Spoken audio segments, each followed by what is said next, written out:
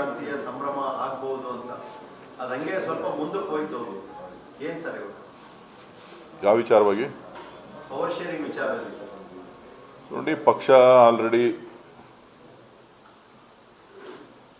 ಹೇಳಿದೆ ತಾಳ್ಮೆಯಿಂದ ಇರಿ ಅಂತೇಳಿ. ಸೊ ಇವತ್ತು ರಾಹುಲ್ ಗಾಂಧಿ ಅವರು ಕೂಡ ಮೈಸೂರಿನಲ್ಲಿ ಭೇಟಿ ಮಾಡುವಂತ ಸಂದರ್ಭದಲ್ಲಿ ಸೂಕ್ತ ಸಮಯದಲ್ಲಿ ಸೂಕ್ತ ನಿರ್ಧಾರ ತಗೋತೀವಿ ಅಂತ ಹೇಳಿ ತಿಳಿಸಿದ್ದಾರೆ. ಸೊ ಹಾಗಾಗಿ ಡಿ ಕೆ ಶಿವಕುಮಾರ್ ಅವರು ಮೊದಲಿಂದನೂ ಕೂಡ ಪಕ್ಷದ ಶಿಸ್ತಿನ ಸಿಪಾಯಿ. ಸೊ ಪಕ್ಷದ ಹಿತದೃಷ್ಟಿಯಿಂದ, ಶಾಸಕರ ಹಿತದೃಷ್ಟಿಯಿಂದ ಸೊ ಎಲ್ಲವನ್ನೂ ಕೂಡ ತಾಳ್ಮೆಯಿಂದ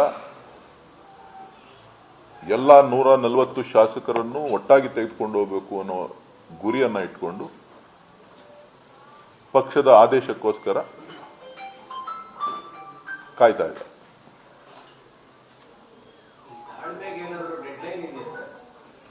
ನೋಡ್ರಿ, ಅಧಿಕಾರ ಯಾರಿಗೂ ಅಷ್ಟು ಸುಲಭವಾಗಿ ಬರಲ್ಲ. ನಾನು ಮೊದಲೇ ಹೇಳಿದ್ದೀನಿ, ನಮ್ಮ ಅಣ್ಣನ ಹಣೆಯಲ್ಲಿ ಬರೆದಿದ್ರೆ ಮುಖ್ಯಮಂತ್ರಿ ಆಗ್ತಾರೆ ಅಂತ ಹೇಳಿ. ಈಗಲೂ ಅದನ್ನೇ ಹೇಳ್ತೀನಿ. ಸೊ ಮುಖ್ಯಮಂತ್ರಿ ಹುದ್ದೆ ಬಹಳ ಸುಲಭವಾದದ್ದಲ್ಲ, ಅಷ್ಟು ಸುಲಭವಾಗಿ ಸಿಗುವಂಥದ್ದಲ್ಲ. ಯಾರ್ಯಾರು ಎಲ್ಲರೂ ಸೇರಿ ಇದಕ್ಕೆ ಭಾಗಿಯಾಗಬೇಕು. ನಮ್ಮ ಗುರಿ ಇರೋದು 2028ರ ಚುನಾವಣೆ. 2028ರ ಚುನಾವಣೆಯನ್ನ ಪಕ್ಷ ಒಗ್ಗಟ್ಟಾಗಿ ತೆಗೆದುಕೊಂಡು ಹೋಗಬೇಕಾಗ್ತದೆ.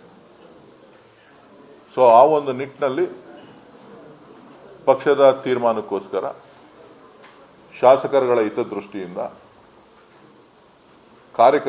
ನೊಂದ ಕಾರ್ಯಕರ್ತರುಗಳ ಹಿತದೃಷ್ಟಿಯಿಂದ ಎಲ್ಲವನ್ನೂ ಕೂಡ ತಾಳ್ಮೆಯಿಂದನೇ ನೋಡಬೇಕಾಗ್ತದೆ, ತಾಳ್ಮೆಯಿಂದನೇ ಇರಬೇಕಾಗ್ತದೆ.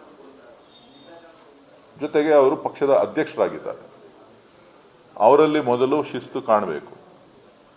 ಸೊ ಹಾಗಾಗಿ ಆ ಶಿಸ್ತನ್ನ ಪಾಲನೆ ಮಾಡ್ತಾ ಇದ್ದಾರೆ.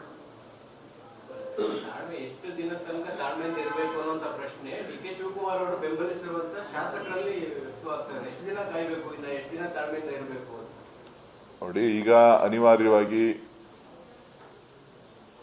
ಸೆಷನ್ ತುರ್ತು ಅಧಿವೇಶನ ಕರಿಬೇಕಾಗಿ ಬಂತು. ಇವತ್ತು ರಾಷ್ಟ್ರದಲ್ಲಿ